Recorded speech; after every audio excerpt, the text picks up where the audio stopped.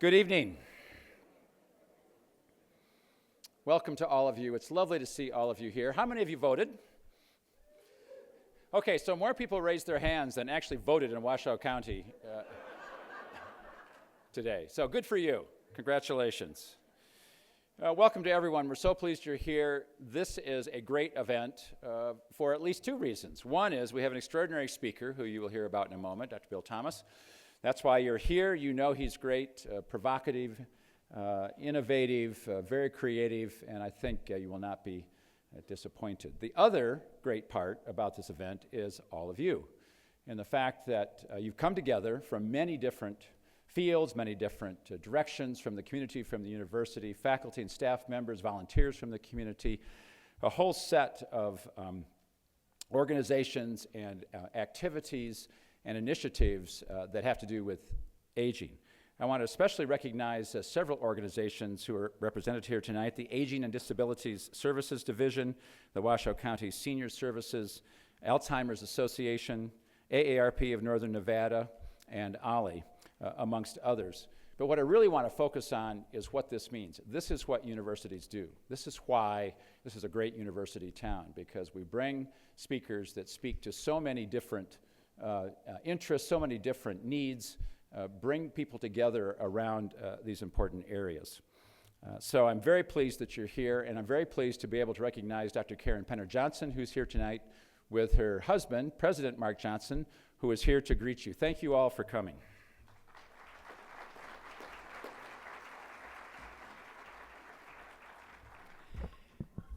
Thank you, Tom. I really appreciate that introduction.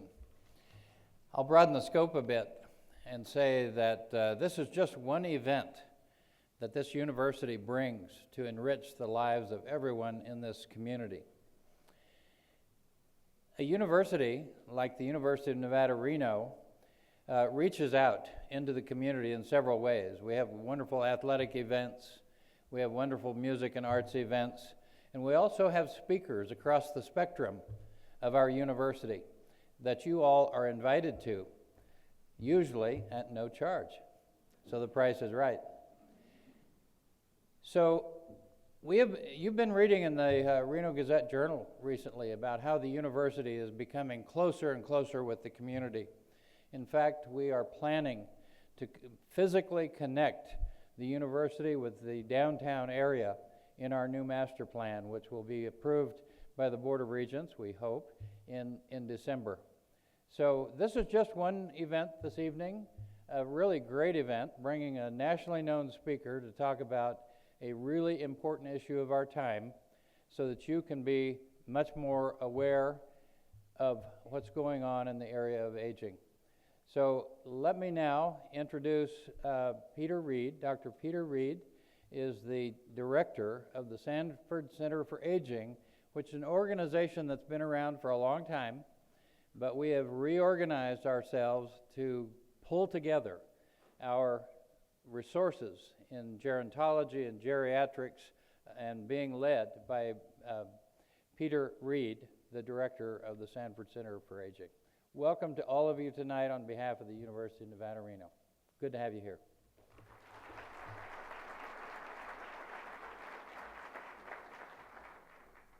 Hello. Thank you very much, President Johnson. Thank you, Dr. Schwank. Really appreciate the presence and commitment of the university leadership to be here and supporting this opportunity to bring the community together with the university to hear what I think is going to be a fantastic talk about aging and the progress that's being made in reshaping a new vision of elderhood. Welcome to all of you. I see lots of students and faculty, lots of elders, community partners, and a lot of people that we work really closely with. And it's by bringing all of these folks together that we're ultimately going to be able to affect a true change and enable a high level of well-being for elders across the state of Nevada. For those of you who've been able to attend some of the previous Sanford Center Distinguished Speaker Lectures, you know that they've been really exciting. This is the fourth and final one for 2014, and I can assure you that we are going to finish with a bang. I first heard Dr. Bill Thomas actually when I was in graduate school back in 1999 at the American Society on Aging Conference in San Diego. And he got up and was at that time talking about the Eden Alternative, which is an innovative approach to transforming support of elders in long-term care communities around our country. But the philosophy that underlied that was what really compelled me. He was talking about how we can blow up the system of support to develop a way of combating loneliness, helplessness, and boredom, or the three plagues of elderhood that he saw as really being the heart of the challenges that people were experiencing, and that it was the system of care that had been created in a way that perpetuated those plagues among elders every day so that they could not maintain well-being in their everyday life. And it was just compelling and amazing, and I was so struck by that at the time that I actually did what you could do back in those days, and I went out into the hall of that conference and I bought the cassette recordings of his lecture, which is the only time I've ever done that. And actually listened to him later because he really is what I would consider the spiritual leader of a social movement to change the culture of aging. And it starts in long-term care with vulnerable elders, but it extends itself out into our communities and across our society as a whole so that we can recognize aging as a lifelong process that we're all engaged in, and elderhood as another life stage. So Dr. Bill Thomas is an author. I'm going to read his bio now just to give you a sense. Is an author, entrepreneur, musician, teacher, farmer, physician, whose wide-ranging work explores the terrain of human aging. He graduated from Harvard Medical School in 1986 and was selected by the Meade Johnson Foundation as one of the top family medicine residents in the country during his 3-year residency at the University of Rochester. Since then, he's set the world of aging supports and services on fire. I think he's best known for his healthcare system innovations. He's the founder of a global nonprofit, the Eden Alternative, which works to improve the care provided to older people. He's the creator of the Greenhouse Project, which Provider Magazine has called the pinnacle of culture change, and which has been funded by the Robert Wood Johnson Foundation to try and establish greenhouses in all 50 states. He's also developed the senior ER model of care and is now working to transform the acute care services provided to elders. And I know our gerontology students are familiar with Bill because they all read What Are Old People For? How Elders Will Save the World. And many of them are here tonight, so this is a real treat for all of them. His most recent novel, Second Wind, is what he's going to be speaking about this evening and is intended to help boomers navigate the passage to a slower, deeper, more connected life. Dr. Thomas lives with his wife Jude and 5 children outside Ithaca, New York, and we are delighted to have him here this evening. Bill, please join us. Thank you, Peter.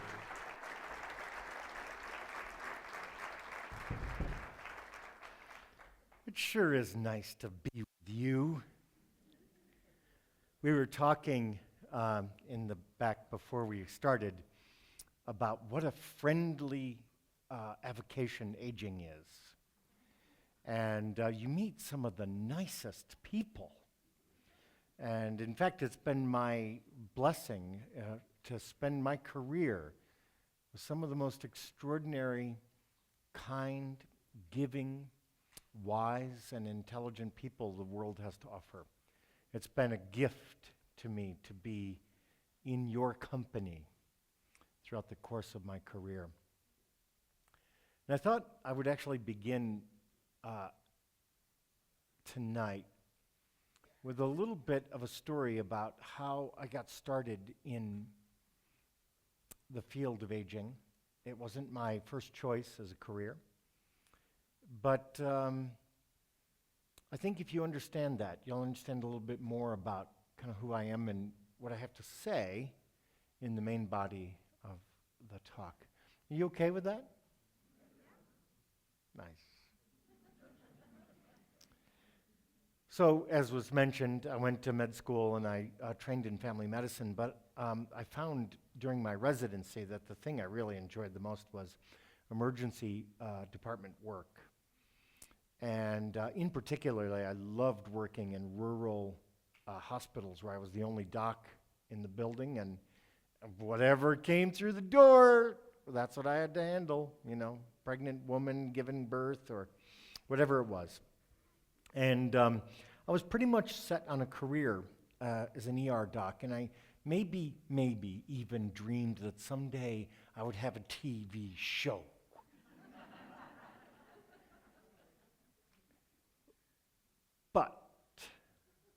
life took me in a different direction. In those days, in New York State, we used to work 24-hour shifts. I don't do that. They don't do that so much anymore. But you'd go in at 9 in the morning and finish 9 the next morning. I had worked a 24-hour shift and come home, and it had been a long night, so I laid down to get some sleep. And to give you an idea how long ago this was, there was actually a telephone next to my bed. It was connected to the wall with a wire. Some of you, the students, may not know about this, but it would make a loud ringing noise. Anyway, so I'm catching a little shut-eye, and the phone rings, and I pick it up, and it's this very cheerful, nice nursing home administrator saying to me, "Oh, wouldn't you like to be our medical director?" And that was an easy question to answer. No, I do not. Do I look like a nursing home doctor to you? So I went back to, we would work 24 on, 24 off, 24 on. And I went back to work.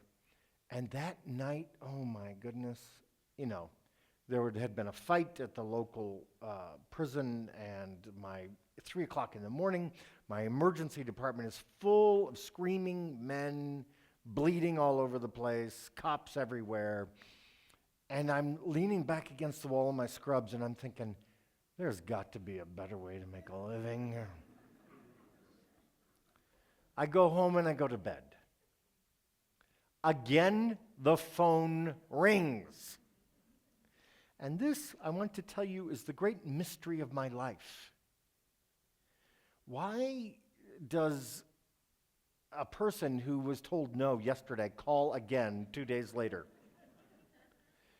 But he caught me in a moment of weakness. And I said, "Oh, come take a look." So I went down, I took a look at the nursing home, and I thought to myself, how hard can it be? I'm just going to take this job, and I'm going to give up a night in the ER, and this is going to be great. What I didn't count on was falling in love. I took the job at the nursing home and wound up falling in love with the elders. And I fell in love with the people who cared for the elders.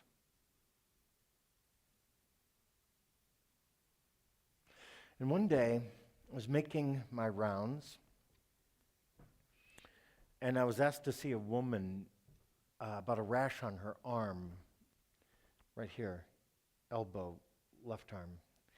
And I go down the hall, and I go into the room, and like a very young, very bad geriatrician, I'm like, "Hello, Mrs. Brown!" And she's like, "I'm not deaf." And I'm like, sorry. And I look at the rash on her arm, and we chit-chat a little. And I know what it is, I know what to do, so I'm getting ready to excuse myself. And this very old woman takes a hold of my arm, and she pulls me down over the bed. And for the first time, I look into her eyes, and I see her. And in a very soft voice that I can remember to this day, she said, "I'm so lonely."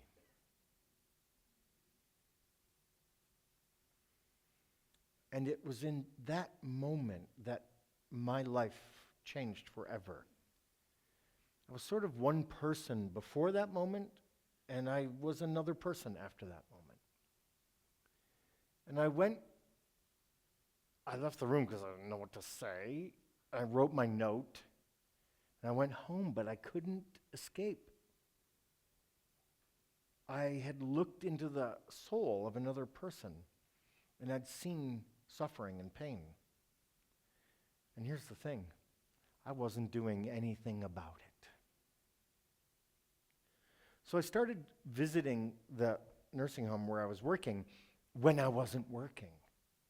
And boy, did it look different when I wasn't running around doing my notes and seeing my patients. And I saw loneliness, helplessness, and boredom. And it was from that realization that came the Eden alternative that some of you have heard of. It's really a heart transplant for long-term care. We take out the clanky mechanical heart and put in a real live flesh and blood heart.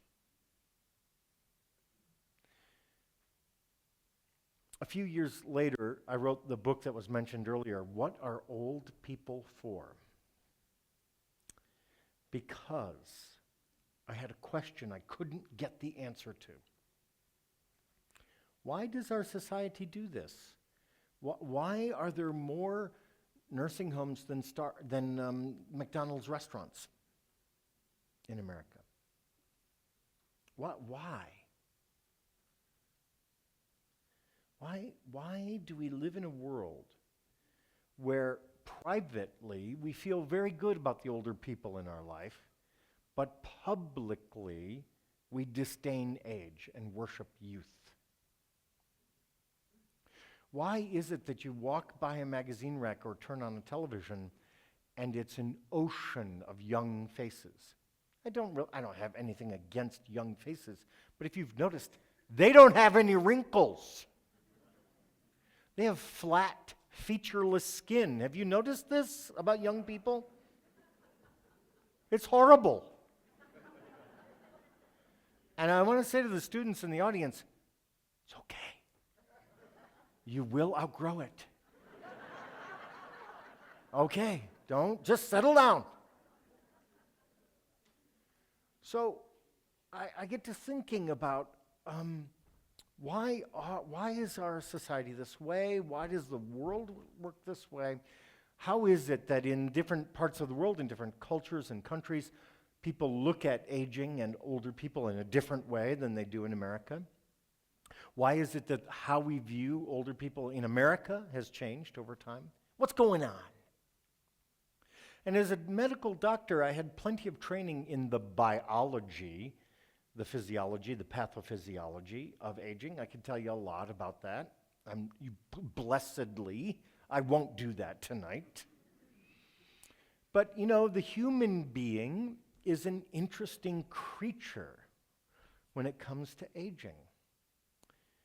In fact, if you take a comparison of two closely related animals, like let's say lions and tigers, for example, the average lifespan for a lion maximum lifespan is about 22 years.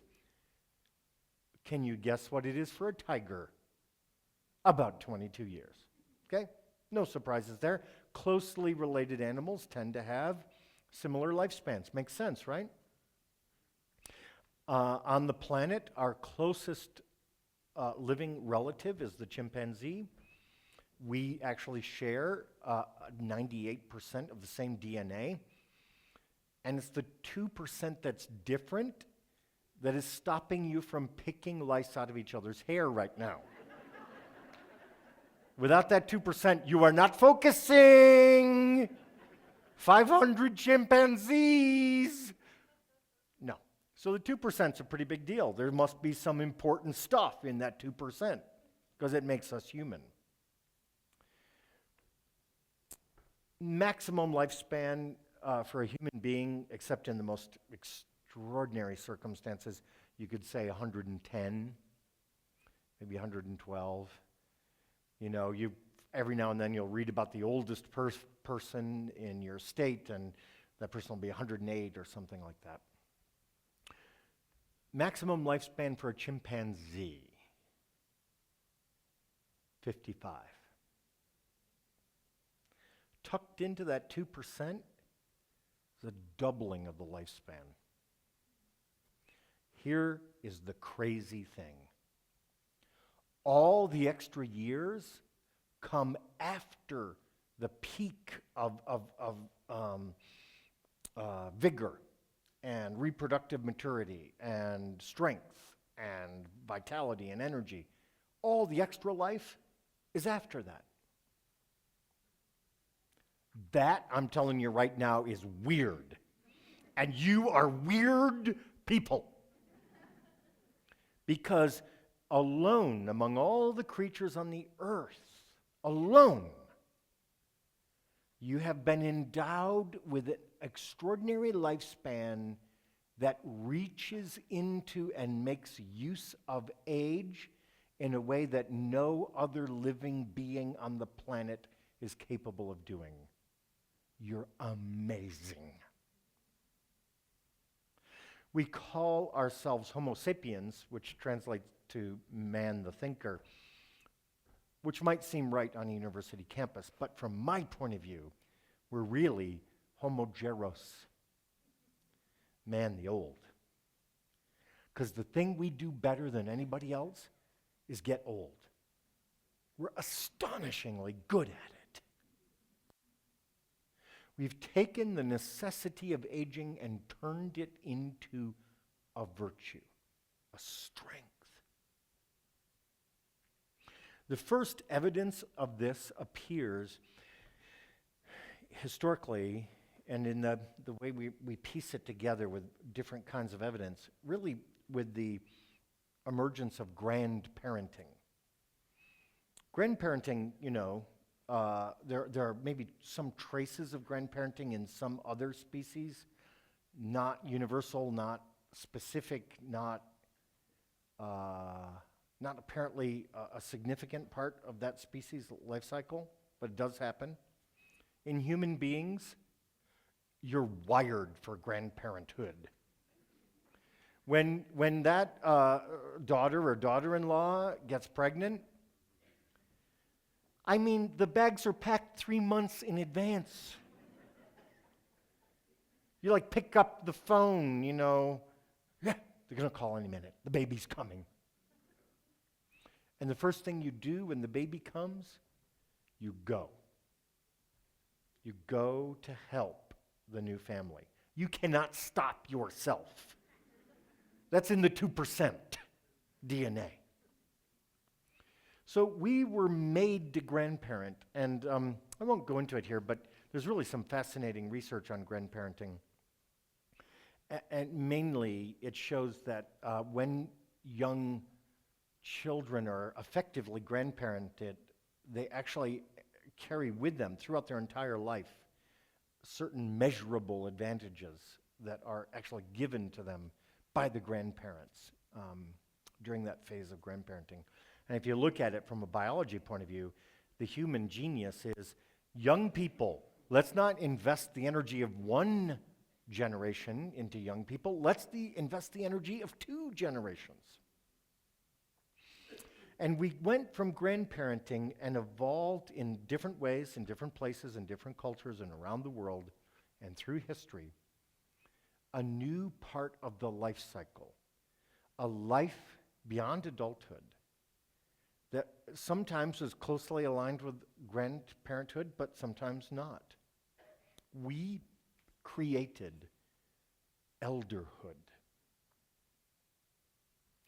Elderhood is the thing. I'm talking to the older people in the audience. It's the thing that's calling to you. It's whispering in your ear. It's telling you, I don't think it's good to keep living this way. I think it's time for a change. That's elderhood.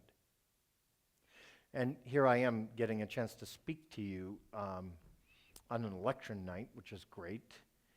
And honestly, from a geriatrician's point of view, probably the biggest problem in American society is that we're governed by adults without elder supervision. And this turns out to be problematic.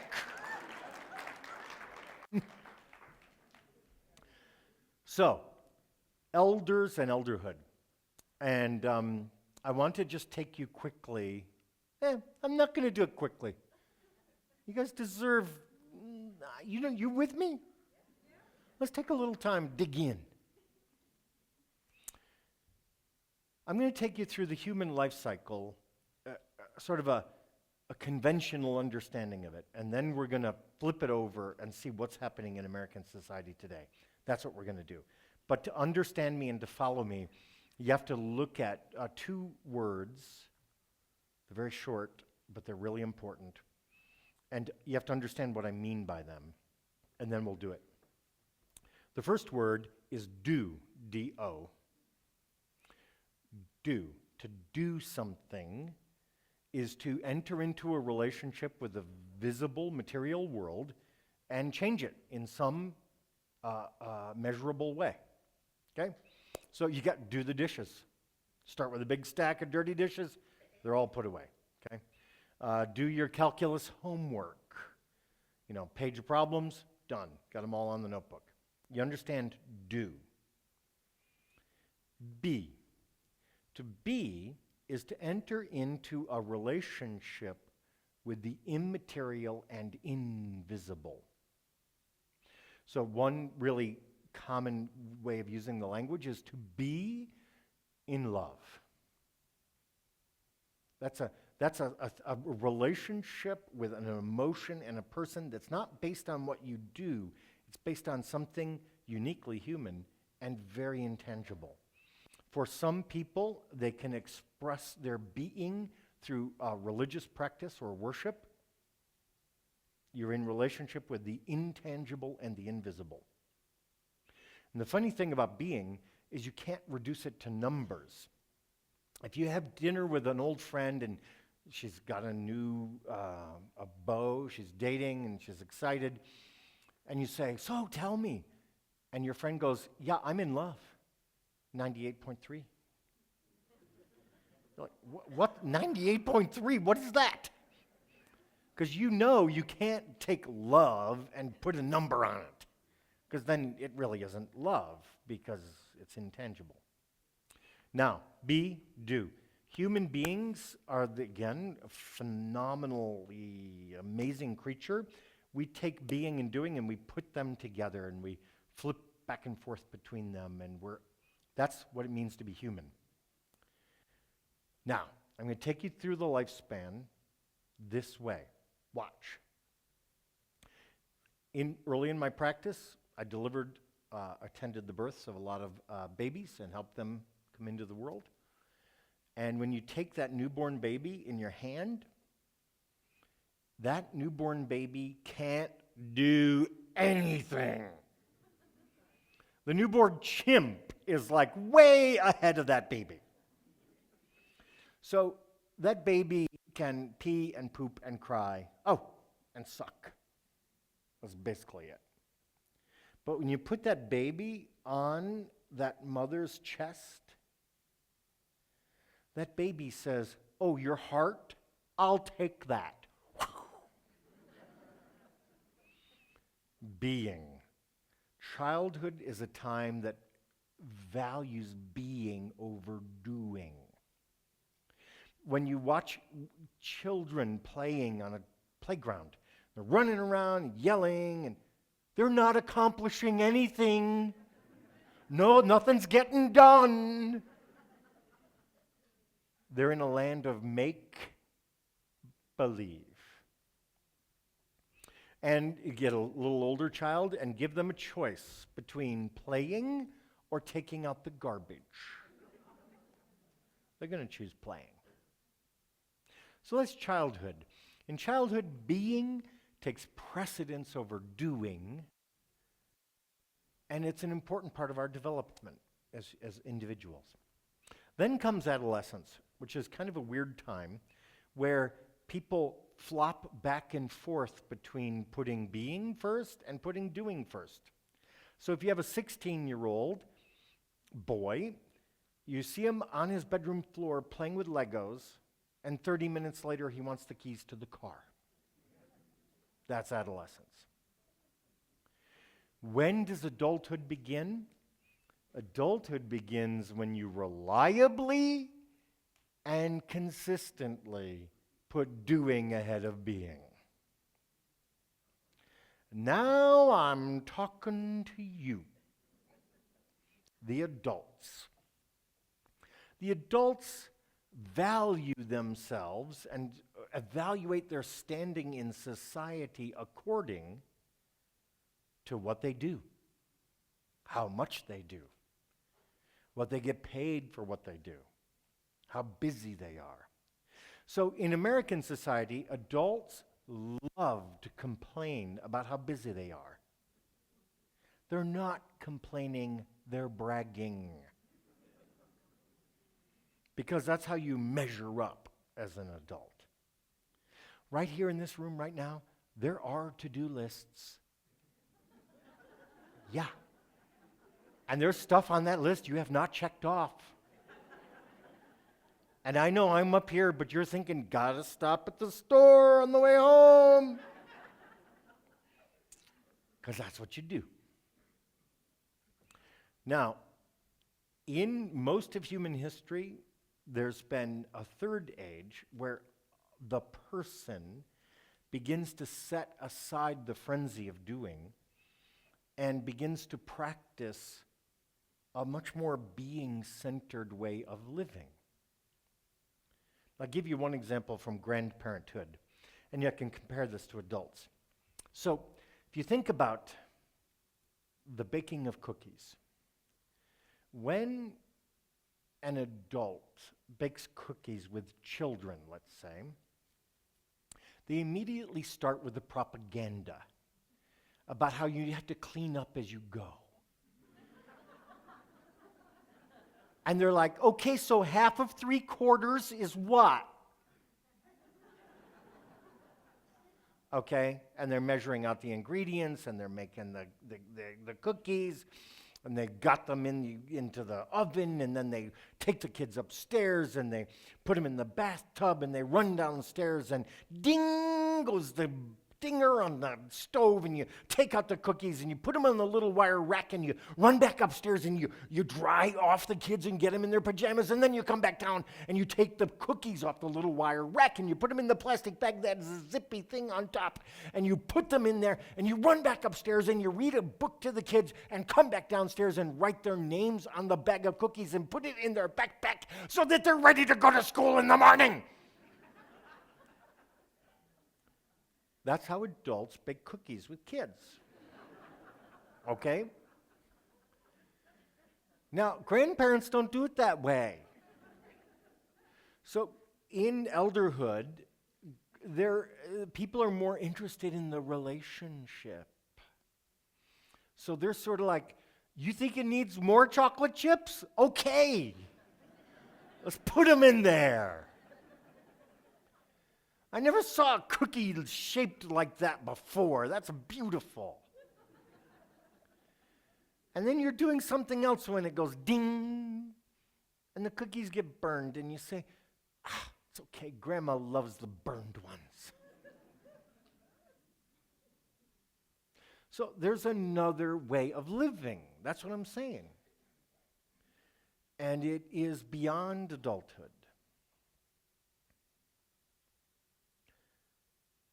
So, if that's the wisdom of human history and the wisdom of human experience on every continent and through every age, what the heck is going on in our society?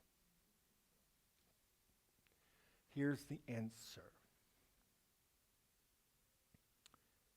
Our culture, for the past half century or a little more, has been shaped and reshaped and modified and changed by an extraordinarily large and, demographically speaking, incredibly dense generation of people born after World War II. In the 1950s, they called them the baby boom.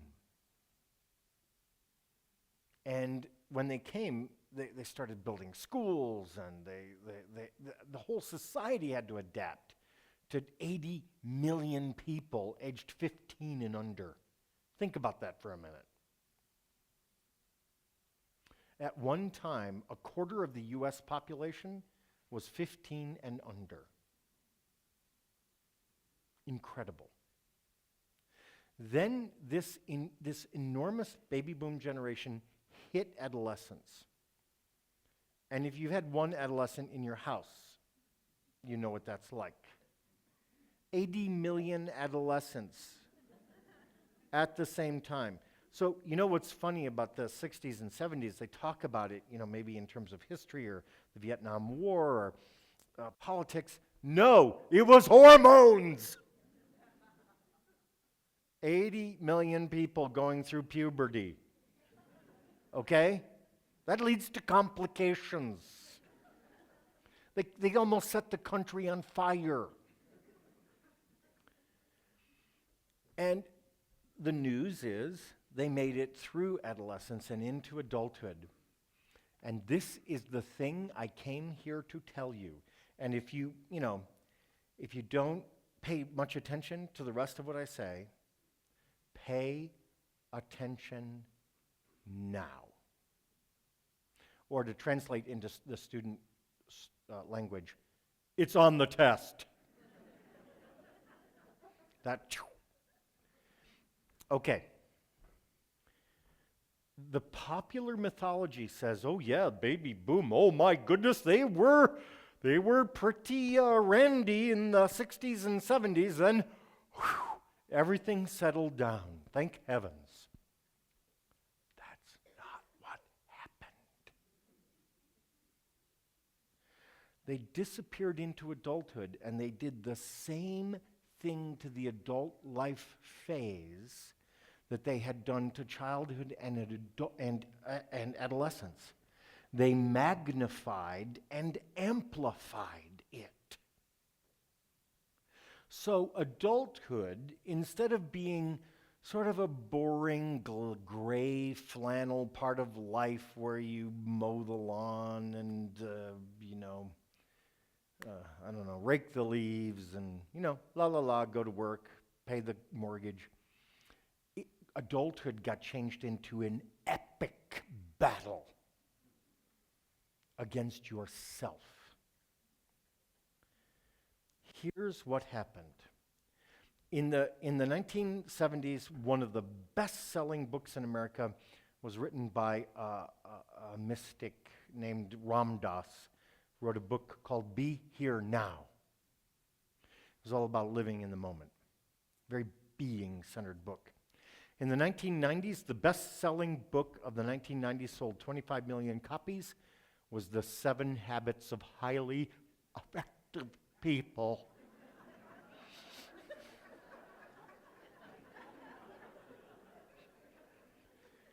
So the new standard of adulthood wasn't just, you go to work, you come home, play horseshoes on the weekend. No. Now we had to be effective all the time. And so effective that we couldn't even allow any doubt or space into our inner self. We had to have habits that forced us to be effective even when we didn't want to be. The culture became hyperactive. People looked around and started realizing, wow, we're living faster. Academics did beautiful cross-cultural research looking at how fast people walk down a street. And guess what? We walk fast. We began to equate the virtues of adulthood with the only true virtues. So in other words, instead of saying to be a child is to be this, when I was a child, I spake as a child, right? And then when I became an adult, I put away the things of childhood. Yeah, okay. No. To be an adult meant turning your life up to 11 and keeping it there. Everything had to be faster. Everything had to be more performance-oriented, more measurable, more oriented toward doing, and less and less and less and less toward being. And in fact, you can see, sometimes seeing the culture you're inside is really hard because you're inside it. Let me give you an example. In the boomers' adolescent phase, there was a subculture. Some of you will remember this. Others of you have only read about this in history books. There was a subculture that they mostly called themselves freaks, but the larger culture called them hippies, often. Again, younger people, you can do a Google search on this. So, the hippie point of view was, actually, no, I'm not going to go into this really doing-centered kind of adulthood. I'm going to hang out in this space in between childhood and adulthood, and I feel good about that. And here's how you can see what's happening in a culture. In the aftermath of the 60s and 70s, particularly in the 80s and 90s, the hippie culture, the freak culture, was demolished. And salt was tilled into the soil. And then they poisoned it. And then they bombed it. And then they set it on fire. Okay? And to say now, in American society, hey, the hippies knew, they had a good idea about that. That is not allowed. No. They were vilified because they didn't get with the program of the amplified adulthood.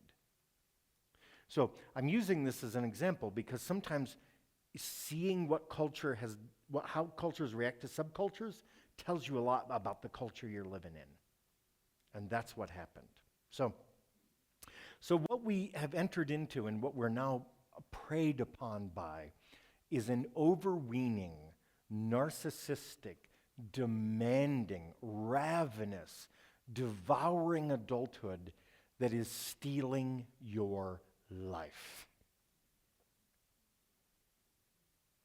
It's stealing the lives of young children whose education is reduced to performance on standardized tests and nothing more. It reduces the lives of young scholars who are in residence here, who find that the first rung on the ladder of employment and career gets higher and higher and higher with every passing year. It's stealing the lives of people in the middle of their careers who sometimes feel that they're chained to the rock of responsibility, and there's no hope ever of setting oneself free. Finally, this terrible amplification of adulthood damages the lives of our elders. And here's how. The only way to be a good old person in our society is to look, walk, and talk and think like a young person. Handy definition. Good old person, just like young person.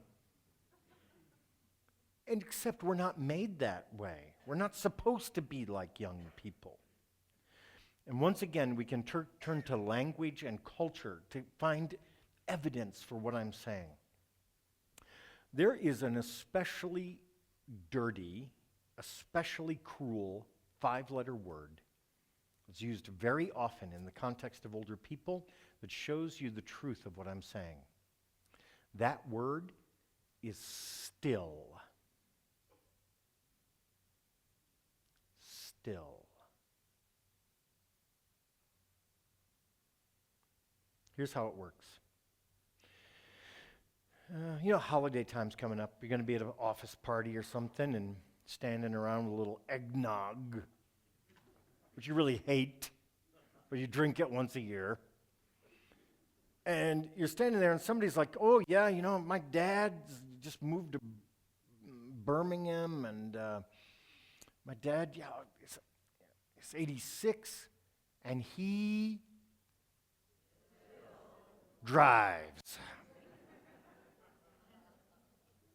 And then, of course, the person next to you has to chime in about her Aunt Edith. She's 88, and she drives to work every day.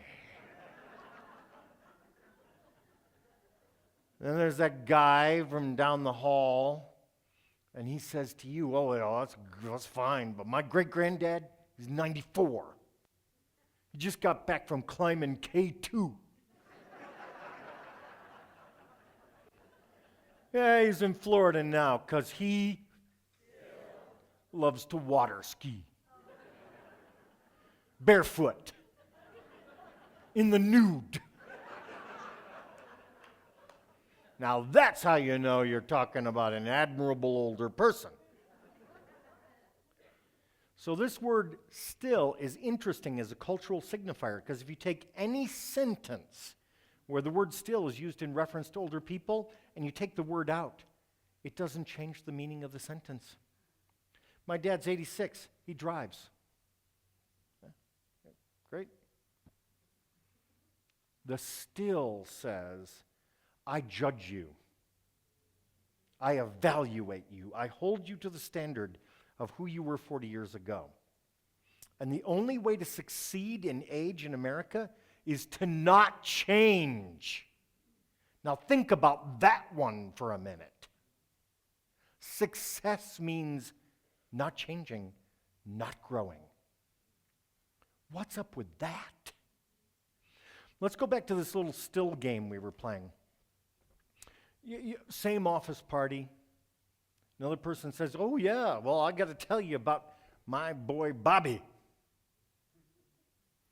Oh, he's a good boy. He's 14, and he has a blankie. And you're like, what? What are you talking about? Yeah, he's still got his blankie. And in your head, you're going, he's 14, he should be growing, should be changing. Now look at how we think about and talk about older people. We condemn them to a prison, a cultural prison, and require them ultimately to play a game they cannot possibly win. You can't win if your goal is to get 1 year older and stay just like you were when you were 45. And then get another year older. Nope, still like I was when I was 45. 5 years older, still like I was when I was 45. You can't win. So instead of outgrowing adulthood and entering into life beyond adulthood, and instead of embracing one's aging, which, as I said at the beginning of the talk, is coded into your DNA. You are all descended from people who were masterful agers. The best the planet has to offer. And to live in a society that has made aging a mass phenomenon never happened before in the history of the world. A great gift endowed to us, written into our very physiology, and then to create a society where the mass of people get to experience aging and then call it a failure. That's messed up. What we need is a developmental approach to aging.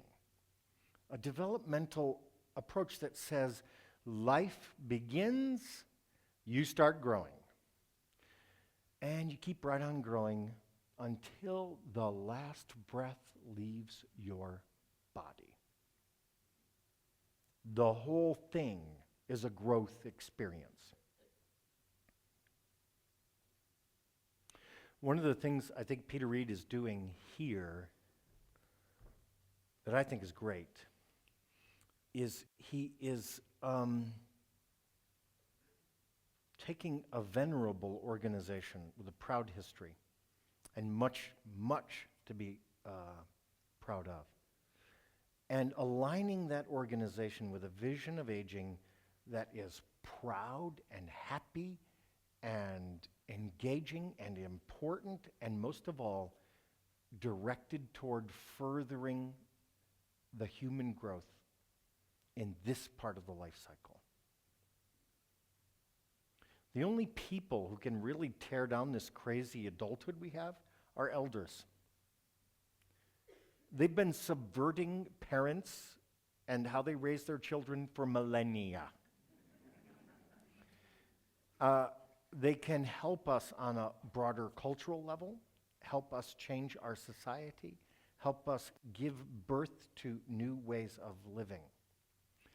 You might have gotten the idea from my comments that I have something against adulthood.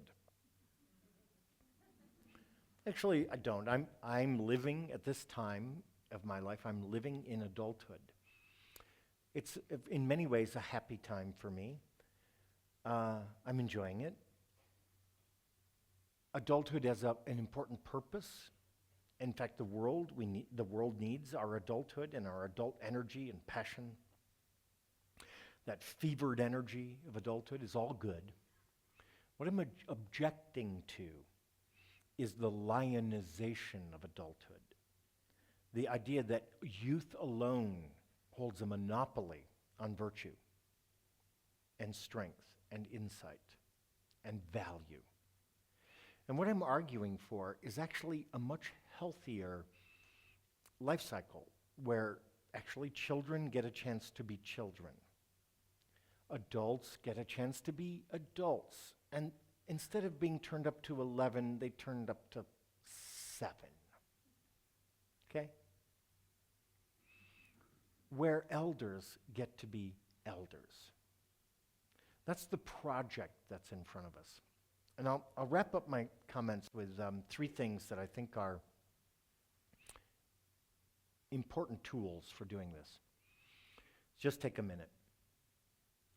If you want to catch a glimpse of adulthood or what adulthood has to offer, and I say this to the young and the old in the audience, one of the first things you have to do is slow down.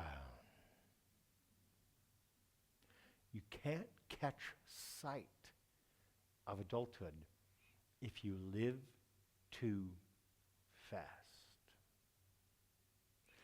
It's a countercultural act in American society to slow down and sit back.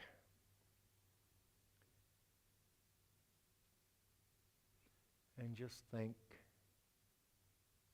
maybe about nothing.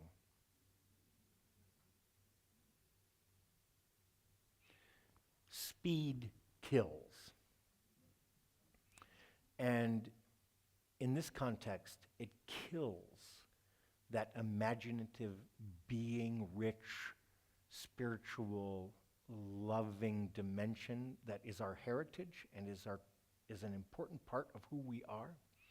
Speed kills our capacity for play, which is also a lifelong attribute, not confined to childhood. Number 2, go deep. The great thing about elders and elderhood is they have seen a lot. They know a lot. And it's the time of life you've been prepared for to think more deeply about relationship, the world you're living in, the world you're leaving to the young, the society you're a part of, the governance of that society. We need elder voices to be heard. And in order for them to be heard in a valuable way, we have to go deeper than the superficial. We have to go deeper than this surface gleam. Adults are good at that.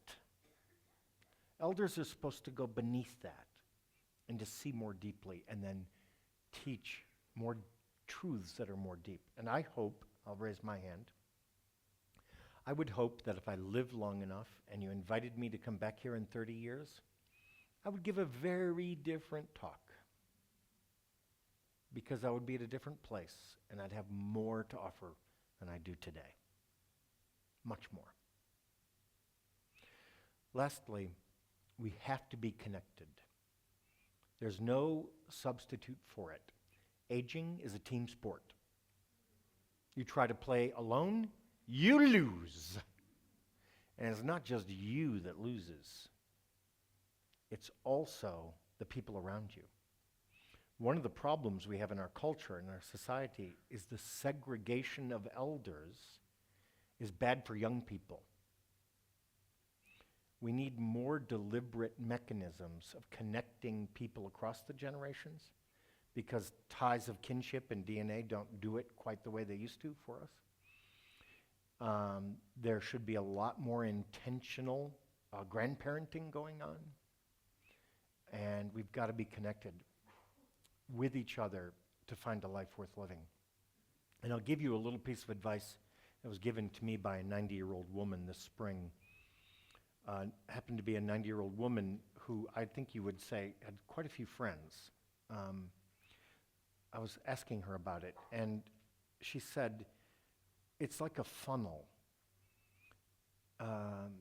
People come into your life, but over time, people leave your life. They pass away, they move away, some rupture in the relationship, but so there's always people dropping out of the funnel, the bottom of the funnel. And if you want to get to 90 and have lots of friends, you've got to constantly be putting new relationships into the funnel. And what happens to a lot of people is they stop adding new relationships to the funnel, and then as people naturally fall away, they find themselves quite lonely and isolated. That's kind of where I'm coming back to this to close these remarks.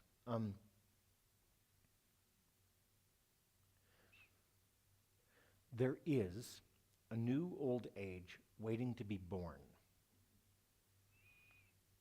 Old age is not a fixed entity. It's not a predetermined, it doesn't have a predetermined substance. Age is what we make it. And the people who will make that new old age are right here in this room. There are other times and places when you're called upon to observe or to watch or to bear witness to something happening in your society or in your culture. In this case, I'm calling upon you to act,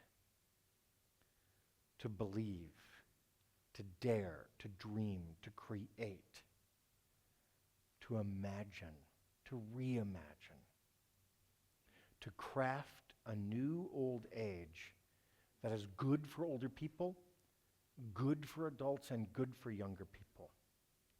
The virtues and the bounty and the blessings of age should be distributed widely and freely. And you are the people who can make that happen. Thank you.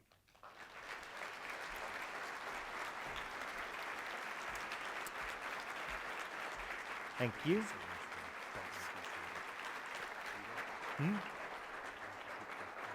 I would, yeah.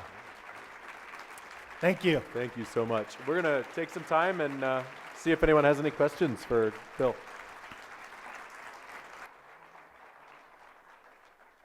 I think we have, how much time do we have, Peter?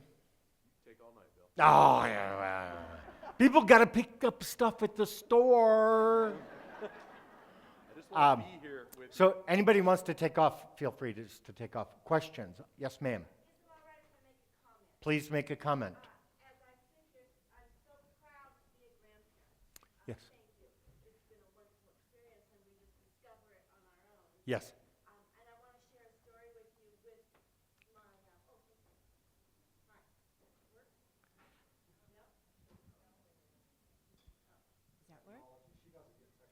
Well, maybe technology doesn't get her.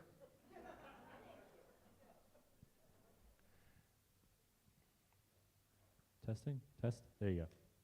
Okay, thank you for helping me realize again how wonderful it is to be a grandparent. I did want to share a cute story that came to my head. When my father died 25 years ago, my 8-year-old son took his blankie and cut it without us knowing and gave it to my mother, his grandmother, which is it struck me as his knowledge of comfort, and it passes ages. Yes. And it's a wonderful. She still has the blankie. Beautiful. You know, this is a good example of in the intergenerational transmission of wisdom. We often think of the arrow pointing only in one direction, but it actually, the arrows point in both directions through our entire lifespan. So again, one of the detriments of our rocket sled vision of the life cycle is that we're cut off from this idea that actually young people have quite a lot of wisdom to offer to adults and elders, and vice versa. We need perhaps one of the most important words in this enterprise is reciprocity. That's what we seek. Yes? Question? Yeah, thank you. When you talk about older people being cut off, it occurs to me that there are a lot of systemic societal reasons that happens that need to be changed. Mm-hmm. Do you have a sense of what Congress needs to do, or what is needed to permit older people to not be victims of unfair exclusion from the workforce, for example? Mm-hmm. Well, a couple of things I would say. My main interests in my writing and the work that I do, I'm mainly interested in the cultural fabric and the memes and the language and the processes and the stories that make up our culture. It's not that politics are part of that, and it's not that I don't have some feelings about that, but my diagnosis is really that this is primarily a cultural failure, and the politics that we encounter are really just an expression of a deeper cultural failing. That being said, I know one thing that is off the table for me, and you will not hear it come from me, and that is the hackneyed nostalgia about, oh, it used to be so great, you know, older people were respected, blah, blah, blah. They always took care of the old folks at home, blah, blah, blah. Yeah, we don't live like that anymore, okay? And here's why. Our daughters go to college, okay?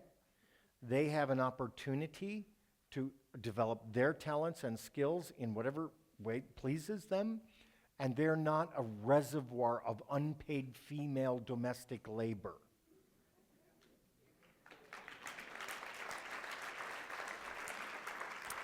So in terms of prescription, you know, what that means is enough with the nostalgia. It's 2014. Let's figure this out. And my last point, getting to policy, is we know one thing. As the people in this room of all ages grow old, you're going to spend a lot of time with people you're not related to. Old age is going to increasingly be an exercise of intentional communities, intentional households, intentional neighborhoods where people make relationships across generations with people they don't share DNA with. And if you really think about it, that's actually an incredibly positive development from my point of view. Question? There's a question here. Oh, yeah, we'll come down next. Yeah. My dad, he ended up in an assisted living after he had fallen down and he could no longer take care of himself. And my mother had died, and he was very, very lonely. And when he went into this assisted living, he became a lot happier. But could you explain what this Eden Care is? Because they were doing something. It had something to do with children, incorporating children. I wasn't sure. Okay, I explain a little. So we don't, as human beings, there's not a lot we know. We only know a few things, basically. One of the things we know is that life is better in a garden. Okay? If I give you a choice, you can live in this garden or this hospital. I know how you're going to choose. So the Eden alternative says, let's create environments, especially for older people, that are much more like a garden and much less like a hospital. And to do that, well, it helps to have children there every day. It helps to have companion animals. It helps to have plants. It helps to have actual gardens. It helps to have birds and dogs and cats. And it helps to live in a way and in a place where the commitment is to growth, because every gardener is committed to growth. So the Eden alternative is really a practical method for changing a pretty conventional, standard institution into something that feels and behaves much more like a garden. And again, one of the things I think we're going to see with the Institute here is some real leadership in this state to see more new models be introduced to the state. You know, I travel very widely in the US and around the world, and at this point, your great state is not ranked in the leaders of, I'm just saying, of adopting new models and new approaches. I expect that to change. But you see, my language is all about growth. You got room to grow. Up front. Yeah, we have a question. What do you think of our culture's tendency to over-rely on medication?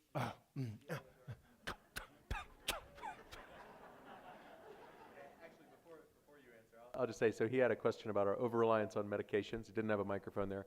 And if it's okay, we're going to let this be the last question. Yes. Because Dr. Thomas will be at a book signing immediately following this, and you'll have a chance to interact with him there as well. Last question.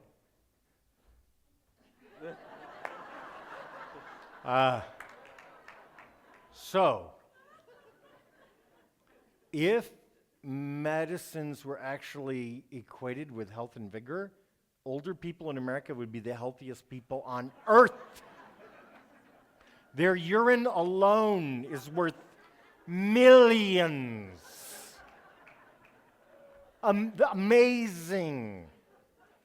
So it gets back to the conversation about still and what is success as age. So instead of thinking of medical care for people who are living in old age in terms of function and clarity of thought, that's basically the only two things that matter. Some doctors in the room will disagree with me, but just saying. And the minimum, so our inspiration here should be Goldilocks. Older people deserve not too many, not too few, but the number of medicines that are just right. And getting to that number takes a lot of thinking, a lot of partnership between physicians and providers, and a lot of practice. But it's an incredibly important skill, and I'm glad you brought it up. And I just want to say to you, good night, and thank you. I'll sign books outside. Thank you so much, Bill. And as a token of our appreciation, we got you a gift here so that you can remember your visit to the great state of Nevada.